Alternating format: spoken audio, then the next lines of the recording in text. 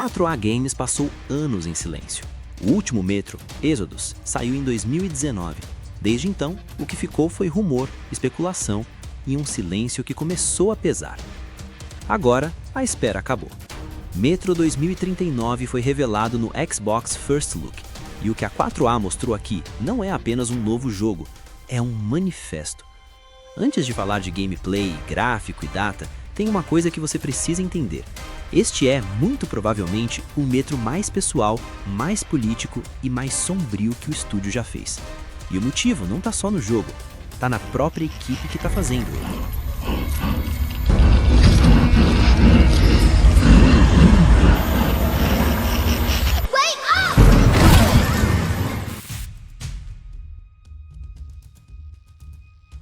O jogo se passa em 2039, 25 anos depois da Guerra Nuclear. As facções do metrô de Moscou foram unificadas à força sob um regime autoritário chamado Novo Reich. E o líder é Hunter. Sim, aquele mesmo Hunter, o espartano lendário que ajudava Artyom nos primeiros jogos. Agora, ele se autodenomina Führer.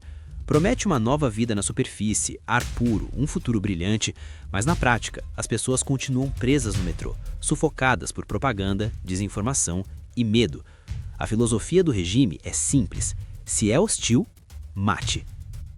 A transformação de Hunter é o maior choque emocional do anúncio, porque isso não funciona só como reviravolta, funciona como aviso. É uma declaração sobre como a necessidade de ordem pode virar opressão, e sobre como a distância entre herói e tirano às vezes é fina demais.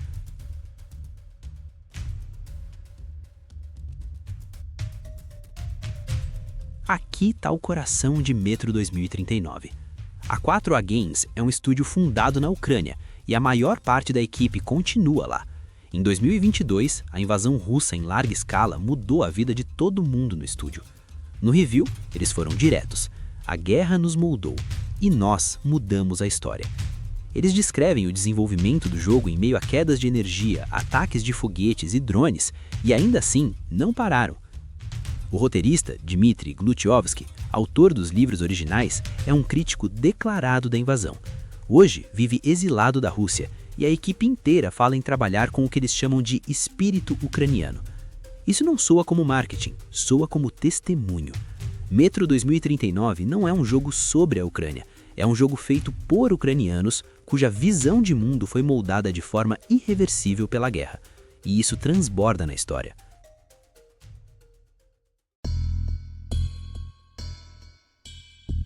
Desta vez, você não controla Artyom, você controla um recluso conhecido apenas como o Estranho.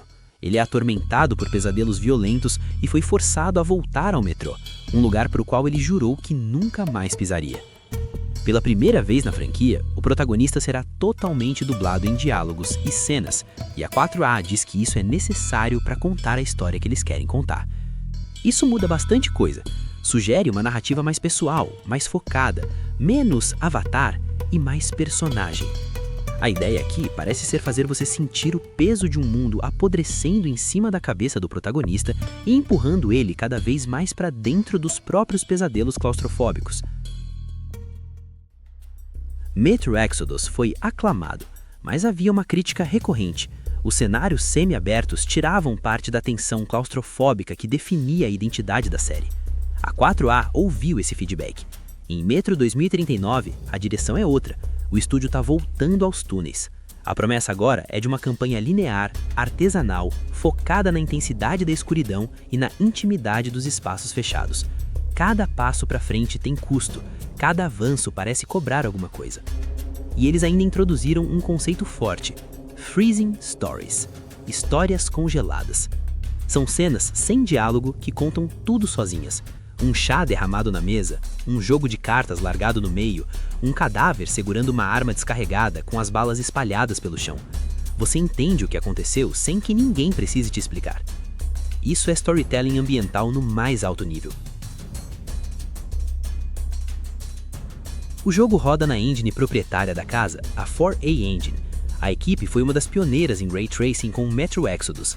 Agora, eles dizem ter reconstruído a implementação dessa tecnologia para entregar uma experiência mais afinada e mais performante, sem abrir mão do impacto visual.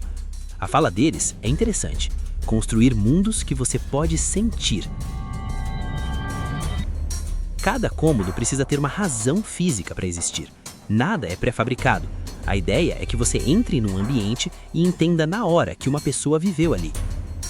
O lançamento está previsto para o inverno de 2026, no hemisfério norte, entre dezembro e março.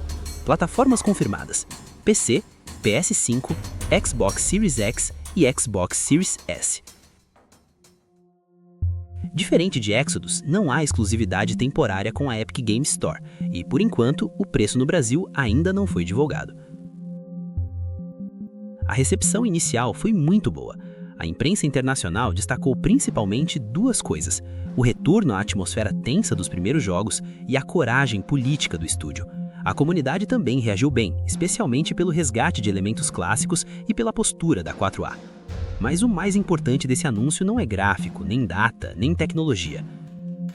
A sensação de que Metro 2039 não é só um jogo, é uma declaração de resistência. Um estúdio que continuou produzindo em meio a bombas, um autor exilado, uma equipe que transformou dor em arte. Se você é fã da série, é difícil não sair impactado. E se nunca jogou Metro, esse pode ser o ponto de entrada mais forte de todos, justamente porque o jogo nasce de uma urgência real. Ainda é cedo para cravar se Metro 2039 vai ser o melhor da franquia, mas já dá para dizer uma coisa com segurança: ele tem tudo para ser o mais importante. Não só pelo contexto, não só pela mensagem, mas pela coragem de não esconder a realidade que existe por trás do desenvolvimento. Então, a recomendação por enquanto é clara: mantenha no radar. Se o jogo entregar o que promete, a gente pode estar diante de um marco não só para a série Metro, mas para a indústria.